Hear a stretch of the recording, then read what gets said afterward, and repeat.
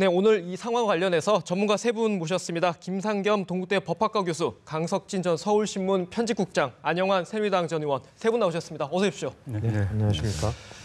네, 먼저 방금 있었던 배보윤 헌재 공보관 브리핑 관련 내용 먼저 김 교수님한테 좀 여쭤보겠습니다. 좀 뭐 구체적인 내용은 얘기 안 하고 먼저 오늘 핵심 메시지가 16일까지 답변서를 내달라 이 얘기인데 어떻게 좀 해석하면 되겠습니까? 글쎄요, 지금 이제 국회로부터 이제 서류가 왔기 때문에 아마 접수하고 나서 절차를 진행하는 건 뭐 이미 헌법재판소법에 따라서 절차 규정에 따라서 하고요.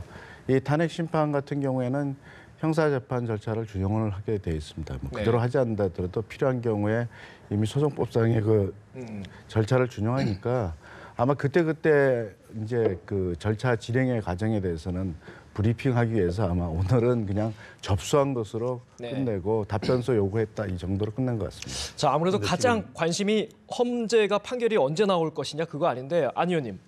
뭐 그에 대해서는 별로 언급 오늘도 지금 있었던 것 같은데. 지금 오늘 헌재 반응이 굉장히 빠릅니다. 제가 보기에는. 첫째는 지금 오늘 오후에 국회에서의 결정이 내려졌고 또 헌재까지 간 시간 등을 비춰본다면 오후 늦게 헌재에서 제 서류를 제출했는데 벌써 이 시간에 지금 저런 어떤 결정된 사안이 나왔어요. 아마도 헌재 재판관들이 이걸 전제하고 준비를 했던 것 같습니다. 아마 저 관련해 가지고 저 정도 나온다면 이미 연구관들한테 준비시켰을 겁니다. 그래서 국회에서 날아오면 우리 어떻게 할 것. 그래서 헌재가 매뉴얼 이 단계에서 국회에서 날아오면 어떻게 할 그러면 준비를 했을 거고요. 그래서 이제 그러다 보니까 빨리 나왔고 그래서 지금 또 일주일 안에 답변서를 제출하는 제가 보기에도 좀 빠른 것 같습니다. 그렇다면 헌재가 이 문제에 관해서는 헌재 소장이 본인의 임기가 1월 31일인데 그 전에 뭔가 마무리 짓고 가지 않겠느냐는 그 의지를 보인 게 아닌가 그런 예상이 듭니다. 좀 빨리 신속하게 진행하려는 의미가 아니겠느냐 이런 말씀이신데 국장님은 어떻게 들으셨습니까? 저도 뭐 비슷한 느낌을 받았습니다. 그리고 장 교수님 아까 형사소송법 절차를 준용한다고 그랬는데 2004년도에 노무현 대통령 할 때는 그 절차법을 어느 걸 준용하냐 갖고 논란이 오래 가지 않았었습니까? 형사소송법이냐 민사소송법이냐 갖고. 근데 그때 1차 논란이 정리가 됐었기 때문에 선례가 있기 때문에 이번에 그 논란 벌일 시간만큼은 굉장히 단축이 될 것 같고요. 사안의 그 내용 갖고는 좀 어떨지 모르겠습니다만은 헌재가 좀 스피디하게 나가는 게 아닌가 그런 느낌을 주고 있는 것 같습니다. 뭐 두 분은 지금 좀 스피디하게 속도전으로 가지 않겠냐 이렇게 전망하셨는데 김상겸 교수님은 좀 어떻게 시점을 어느 정도 예상하십니까? 글쎄요, 뭐 지금 상황을 보건데 이미 주심까지 전자 배정 방식을 통해 가지고 했고요. 그렇다면 아마 2004년도 이미 헌재가 탄핵 소추와 관련해서 탄핵 심판 경험이 있기 때문에 절차를 신속하게 진행하는 것이 아닌가 생각이 듭니다. 아무래도 이 탄핵 심판 과정에서는 국정의 공백이 생길 수 있기 때문에 헌재도 헌법기관으로서 국가의 국정 공백을 최소화하는 것이 자신들의 책무라는 점에서 가능하다면 빨리 진행을 해야 돼요. 이 헌재가 이렇게 노하우가 쌓이는 건 결코 국가적인 점에서 좋은 일은 아닌데. 알겠습니다. 헌재 공보관이 뭐 자세한 내용은 얘기를 안 했습니다만 아무래도 뭐 가장 포인트가 헌재에서 탄핵 소추를 인용하느냐 기각하느냐 그게 될 것이고 두 번째가 조기 대선과 관련해서는 만약에 인용이나 그런 결정이 나온다면 언제가 시점이 될 거냐인데 그에 대해서는 아직까지 다 퀘스천 마크로 당장 오늘 상황이기 때문에 남은 것 같고요. 자, 안영환 의원님. 아무래도 오늘 가결을 예상하긴 했습니다만 숫자가 가결 찬성표가 좀 많았던 것 같아요. 네, 뭐 각 전문가들 사실은 아무도 알 수가 없는 상황이었습니다. 그런데 전문가들의 예측에 따르면 이 결과가 나오기 전에 한 230표 정도가 가장 많았던 걸로 그렇게 보도가 됐었습니다만 전문가들이 가장 최대치로 봤던 230표가 더 나왔어요. 234표가 나왔죠. 그래서 어찌됐든 뭐 분석대로라면은 비박계 의원들의 상당수, 그러니까 새누리당 의원 가운데서 한 62명 정도가 참석을 찬성을 했다고 볼 수가 있는 거고요. 야당 의원들이 전원 찬성했다고 전제한다면은 그렇다면 이제 비박계 의원들이 한 35명 정도가 찬성할 것이라 이런 이야기 해 왔었습니다. 비박계에서. 그렇다면 나머지 27명의 뭐 친박이든 중도 성향이든 의원들이 과거와는 달리 뭐 일주일 전과는 달리, 2주일 전과는 달리 찬성표를 던졌다 이렇게 볼 수밖에 없는 거고요. 그건 역시 정치인들은 지역구 사정, 민심에 굉장히 민감하게 반응을 볼 그렇죠. 수밖에 예. 없습니다.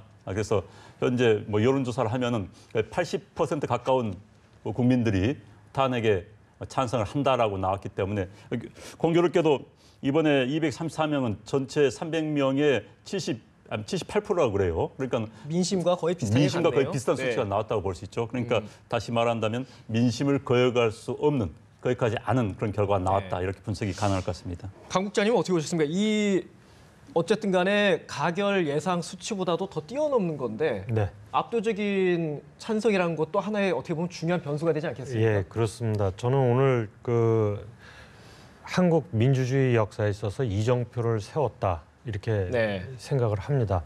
더더욱이 지금 말씀 주신 것처럼 큰 표차로 지금 가결이 됐는데 굉장히 그 앞으로 이 전국에 있어서 혼란 내지는 안개 속을 걸어가는 요소, 불안 요소들을 갖다 많이 줄여줬기 때문에 오히려 안심감이 드는 그런 네. 느낌으로 봤고요. 또 그 결과로서 좀 섣부르고 과격한 말인지 모르겠지만 박근혜 정부는 오늘로 죽었다. 네. 아주 죽어버렸다. 이렇게 생각을 합니다. 알겠습니다. 네. 그 김상경 교수님께 좀 질문을 이렇게 돌려서 질문 드릴게요. 헌재가 이제 심판에 들어가게 될 텐데 네.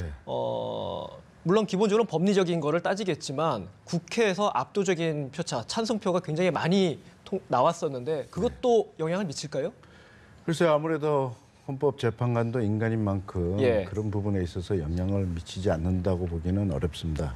다만 이제 뭐 형식적으로는 어찌됐건 재판관은 헌법과 법률에 따라서 법적 양심을 쫓아서 판단을 해야 되니까 예. 어디까지나 이제 그런 재판 외적인 부분에 대해서는 이제 헌재 입장에서는 아무 그 의견 표명을 안 하겠죠. 그러나 압박은 받을 거라고 봅니다. 네. 공식 입장 표명은 없겠지만 네. 아마 영향을 미치지 않겠느냐. 어떻게 보면은 좀 헌재의 분위기도 오늘 상황이 조금 더 압도적 표차가 됐기 때문에 조금 더 헌재도 인용할 쪽으로 가지 않겠느냐. 뭐 그런 점을 해주신 것 같은데 안 의원님 어떻게 보세요? 헌재는 이제 기본적으로 사법기구지만은 또 큰 틀에서 본다면 정부적 판단을 할 수밖에 없습니다. 대한민국 전체의 운명을 가르는 차원에서 법률 자구 따질 정도 여유가 있는 상황이 아니거든요. 네. 그래서 헌재도 상당히 큰 정무적인 정치적인 판단을 할 수밖에 없다고 보고요. 그렇기 때문에 저는 지금 헌재 결정이 생각보다 빨리 나올 수 있겠다는 느낌이 들었습니다. 오늘 헌재 지금 대변인 공보관의 예. 브리핑을 보면서 그래서 지금 뭐 국민들의 다수가 뭐 탄핵에 찬성한 입장이었고 국회도 나왔고 게다가 뭐 범죄 사실을 따진다면 박근혜 대통령이 범죄 사실 인정한지 안 한지는 잘 모르겠습니다. 그러나 네. 본인이 스스로 4월 말에 하야하겠다는 뜻을 내비쳤습니다. 네. 헌재 결정의 핵심은 헌재 결정을 하겠다는 이유는 파면이냐 아니냐입니다. 그 현 대통령을 그 직위에 유지시키느냐 아니냐가 헌재 결정의 최종 목표입니다. 네. 그런데 그 대상자가 난 내려오겠다는 이야기를 이미 했습니다.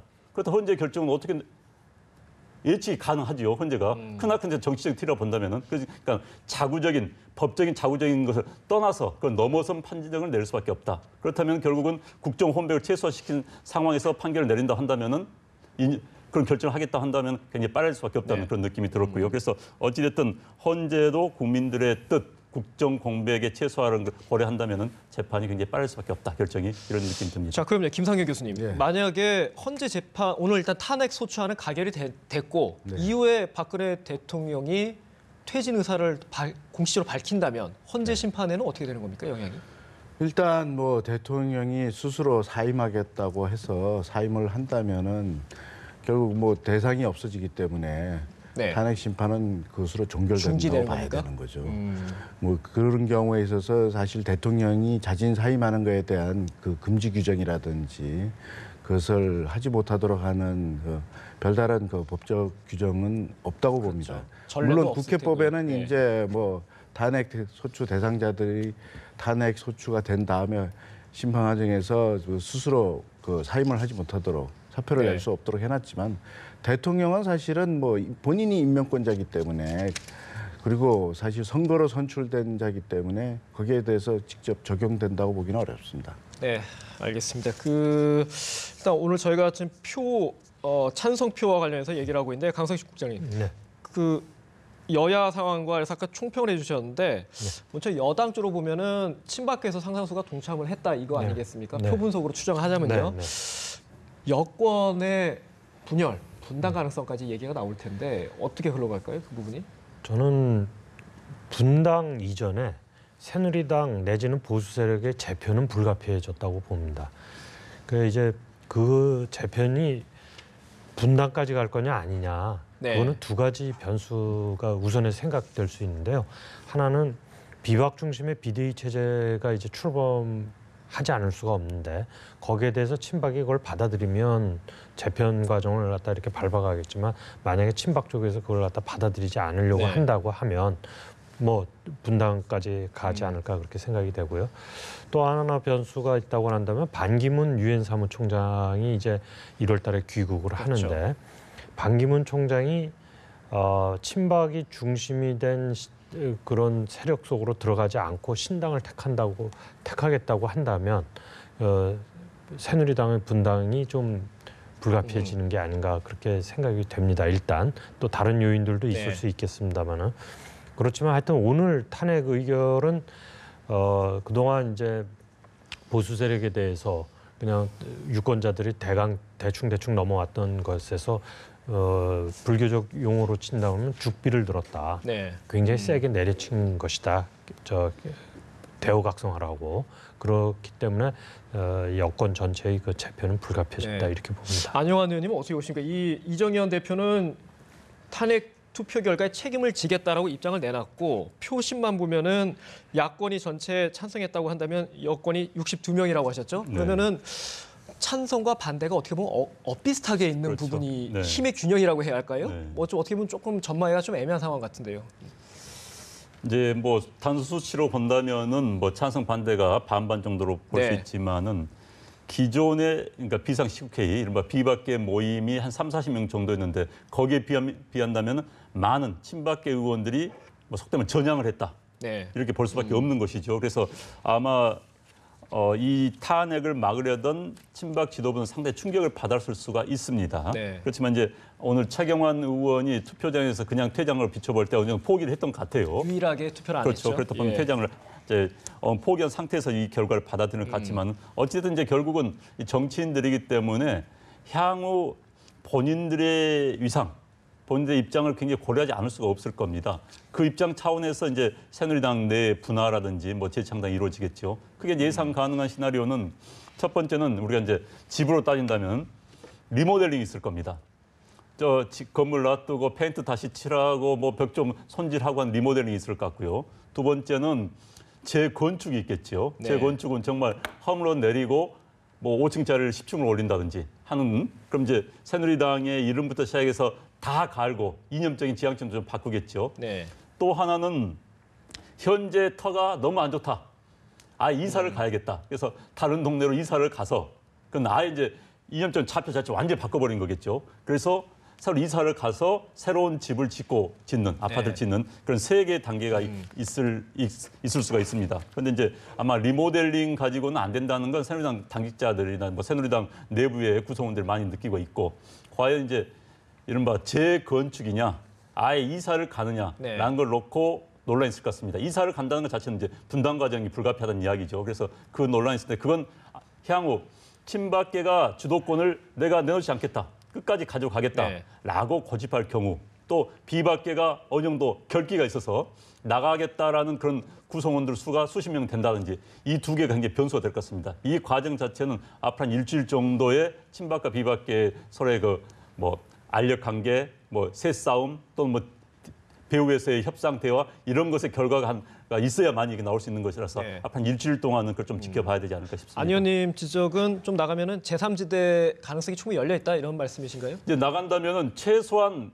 원내 교섭단체 이상 네. 그다음에 누가 보더라도 그 조직 자체가 야권 인사들이 보더라도 좀 개혁적이다.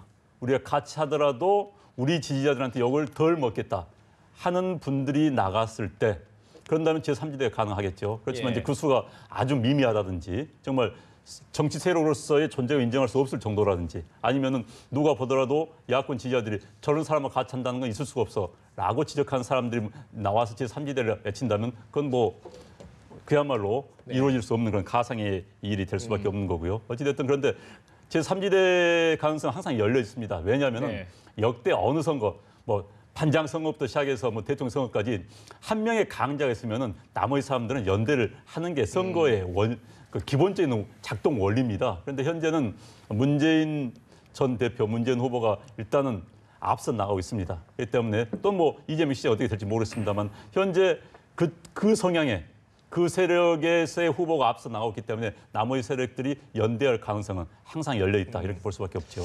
일단 뭐 여권은 조금 이제 내부적으로 굉장히 시끄러운 상황이 조금 이어질 것 같다 이런 전망이 있는데 강성식 국장님, 네. 야권은 좀 어떨까요? 일단은 탄핵안을 가결시켰기 때문에 뭐 어떻게 보면은 부결에 따른 역풍은 피한 건데 네. 야권의 승리로 보기에는 좀 어려울 수도 있을 것 같습니다. 그 야권이 그 사이에 우왕좌왕 많이 네. 했죠.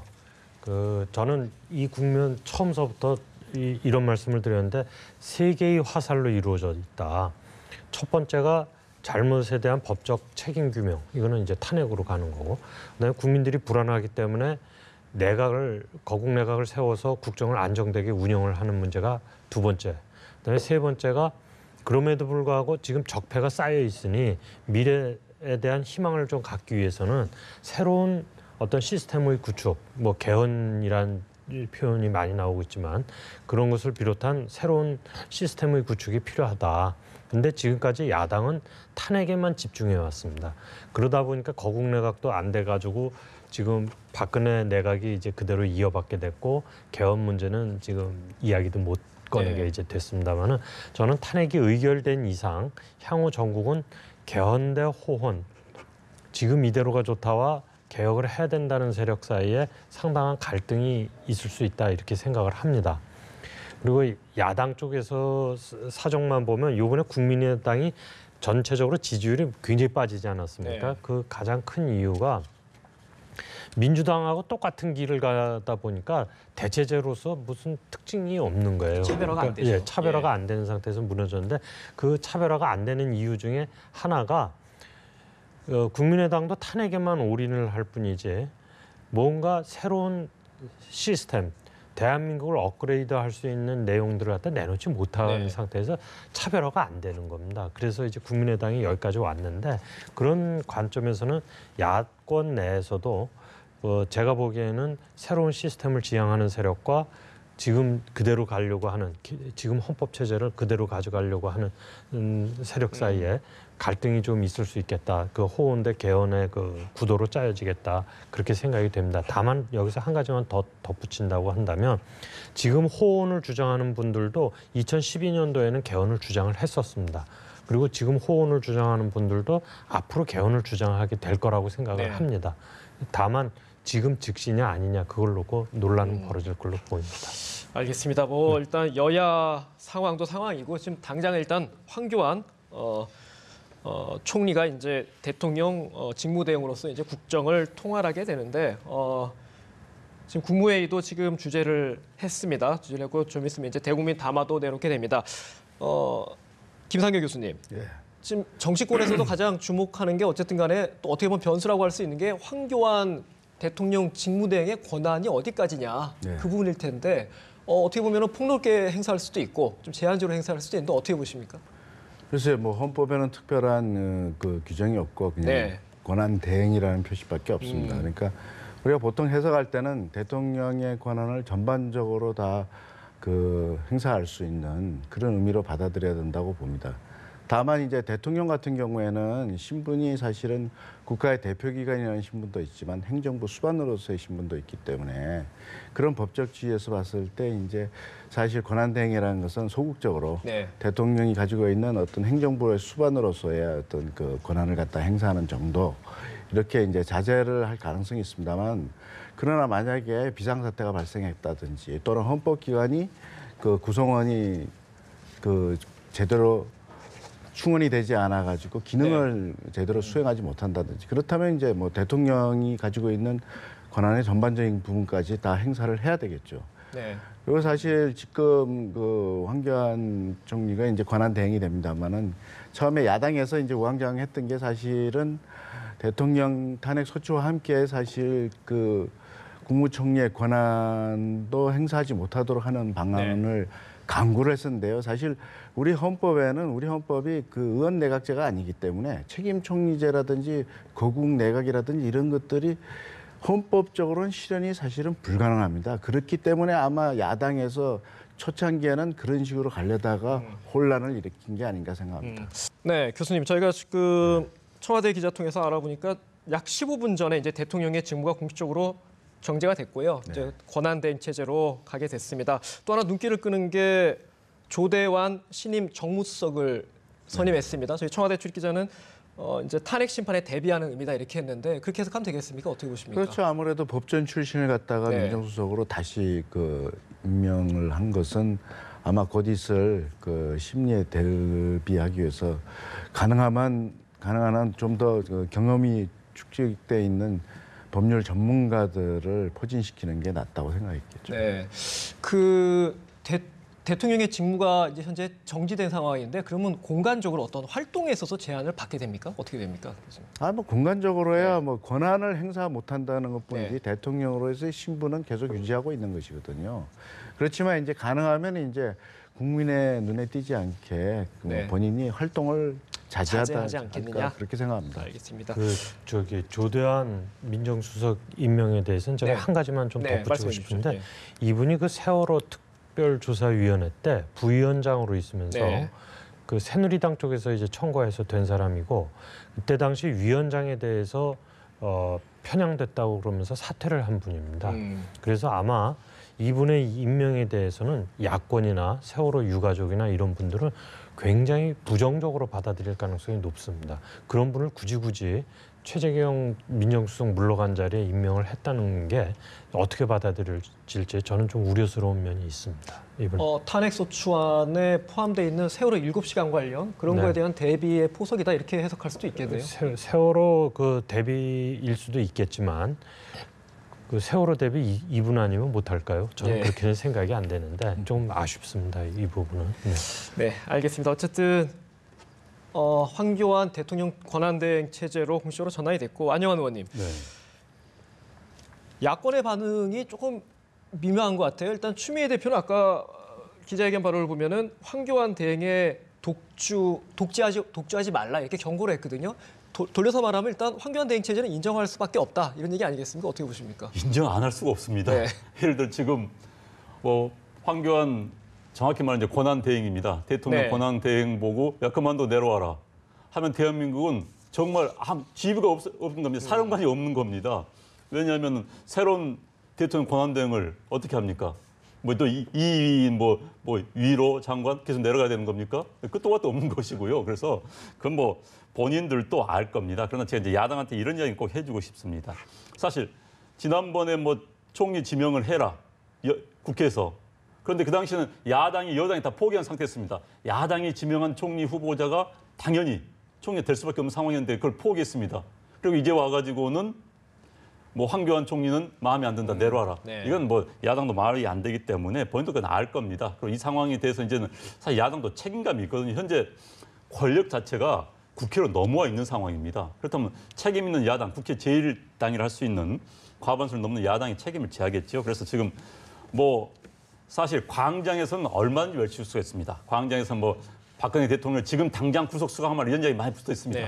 그러나 법적으로는 지금 당장 할 수가 없는 것이죠. 마찬가지로 광장에서 할 수 있는 이야기를 국회에서 할 수는 없는 겁니다. 책임 있는 야당이 정말 대의기관인 국회에서는 광장의 소리를 받아서 그래서 해결안을 제시해야 되는 겁니다. 광장을 똑같이 외칠 수도 없는 것이죠. 그래서 그런 의미에서 국회, 특히 야당의 책임이 굉장히 크다 이렇게 볼 수 있겠습니다. 야당 입장에서는 아무래도 황교안 대행이 좀 껄끄러울 수밖에 없겠어요. 이게 굉장히 곡절이 많지 않았었습니까? 처음에 10월 말쯤에는 박지원 국민의당 원내대표가 탄핵과 새 총리 추천을 병행해야 된다는 논리를 폈고 더민주당 쪽에서는 탄핵 올인하는 기조로 이렇게 쭉 밀고 나가지 않았었습니까? 그래서 결국은 이제 탄핵 올인으로 갔는데 사실은 처음서부터 이대로 탄핵이 되면 황교안 총리가 대통령 직무대행을 한다는 거에 대해서 우려의 목소리도 많고 지적도 많았습니다.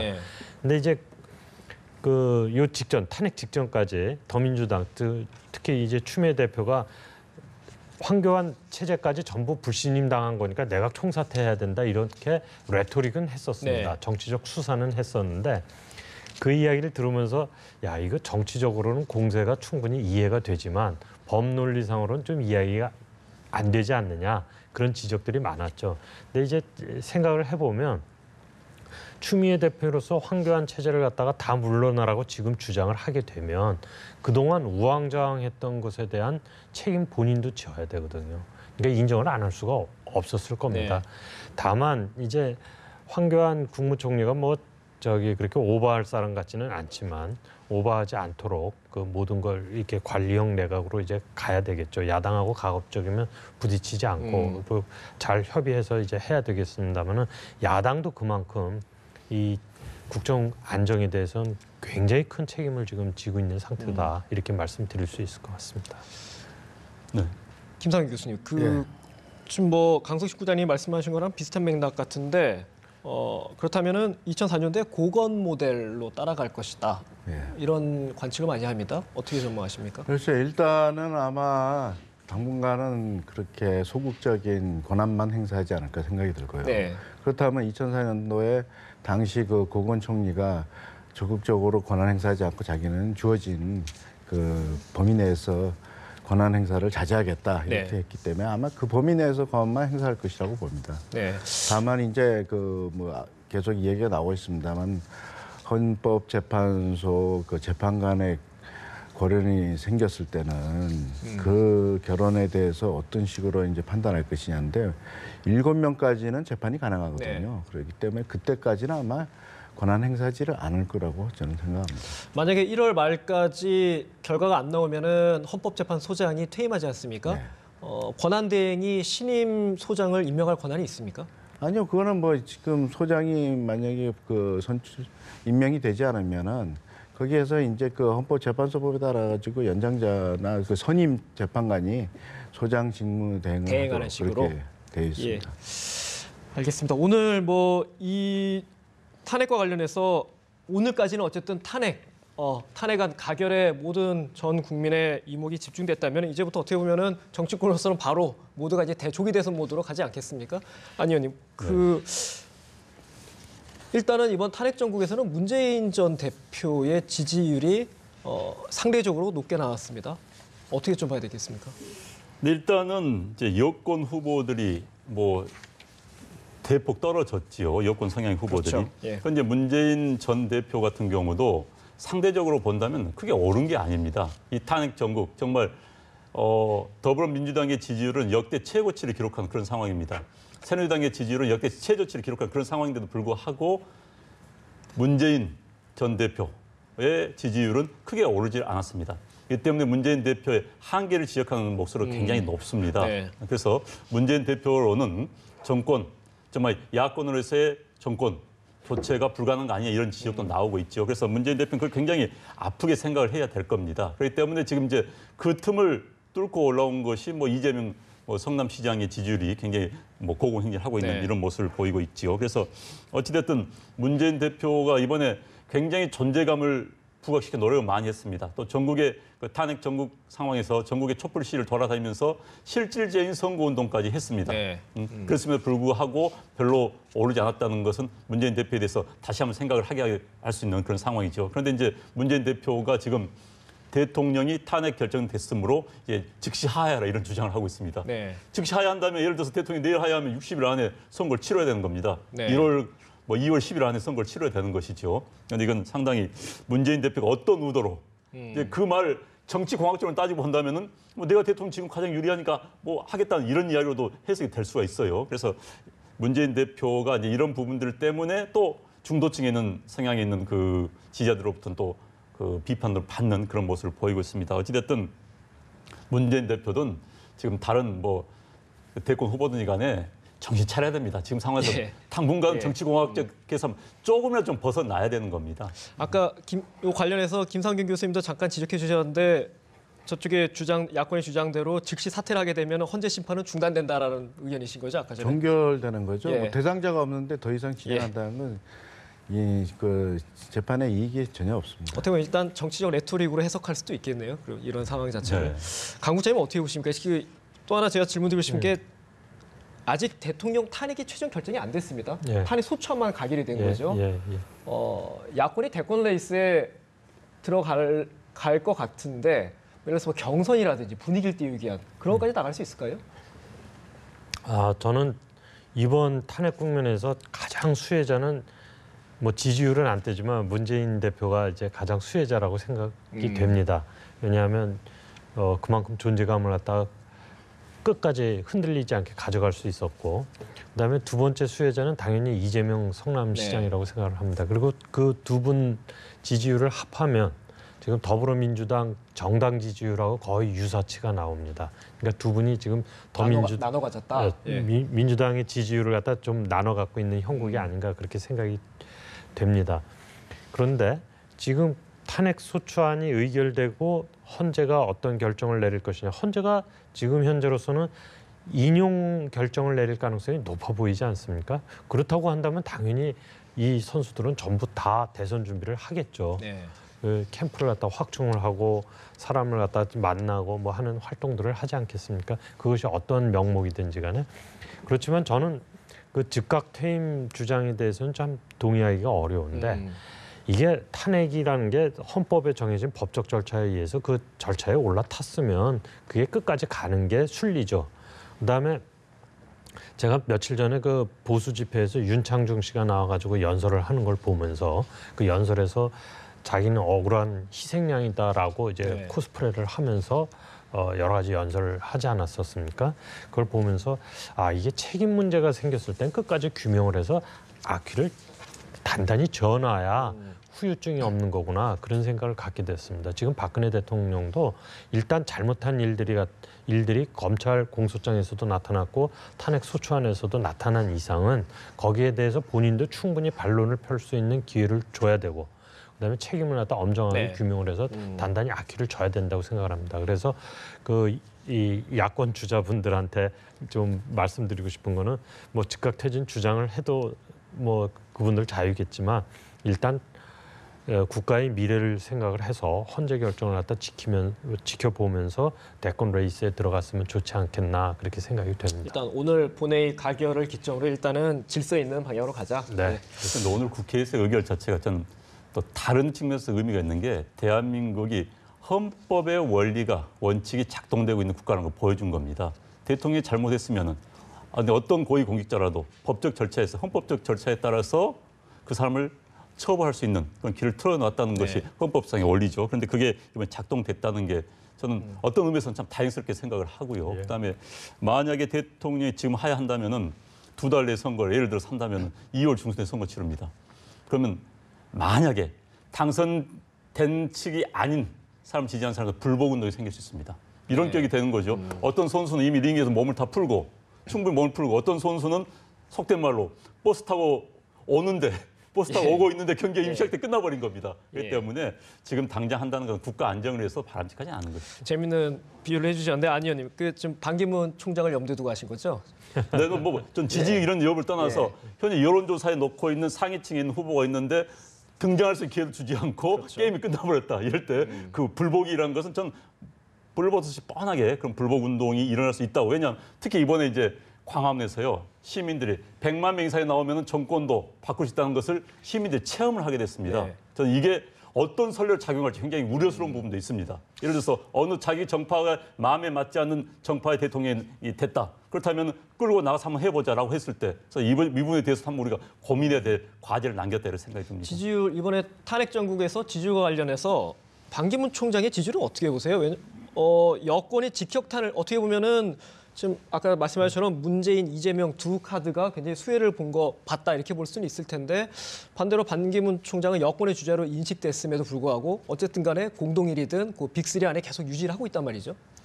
그러니까 전체적으로 본다면 이제 격차 줄어들고 좀 떨어졌다고 볼 수 있겠죠. 그건 뭐 기본적으로 이제 여권 성향의 지지자들이 위축돼 있기 때문에 지금 여권 성향의 그 지지자들이 여론조사 때 표출을 잘 안 합니다. 일단 그래서 그런 뭐 측면도 있을 것 같고요. 또 하나는 이제 이번 그 국면에서 이번 뭐 탄핵 국면이랄까요? 이런 촛불 시위 국면에서 반기문 총장은 해외에 있기 때문에 존재감을 그걸 드러낼 수가 없었지요. 사실 이 지지도는 그 순간 인지도 하고 또 그 뉴스 노출도 굉장히 비례한 경우가 많습니다. 그런데 반기문 총장은 뉴스에 노출되는 경우가 거의 없었지요. 상대적으로 비교한다면. 그래서 그런 여러 점이 고려돼서 그런 결과가 나오지 않았나 싶습니다.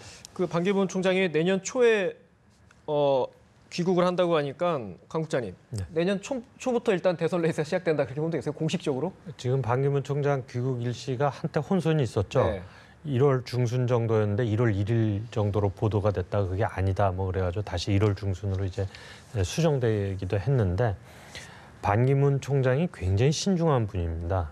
그 별명은 뭐 다 아시겠지만 그러기 때문에 저는 그 반기문 총장이 들어와서 적어도 조금은 잠시 동안만이라도 국내 정세를 갖다 쭉 관찰을 할 겁니다. 지금 대리인들이 와가지고 여기서 정세를 파악하고 보고를 하고 다 듣고 있겠지만 그래도 본인이 와서 좀 어느 정도 정세를 살핀 뒤에 레이스에 본격적으로 뛰어들지 않을까 그렇게 생각합니다. 네, 알겠습니다. 대담은 여기까지 하도록 하겠습니다. 지금까지 김상겸 동국대 법학과 교수, 강석진 전 서울신문 편집국장, 안영환 새누리당 전 의원 세 분과 말씀 나눴습니다. 말씀 고맙습니다. 네, 감사합니다.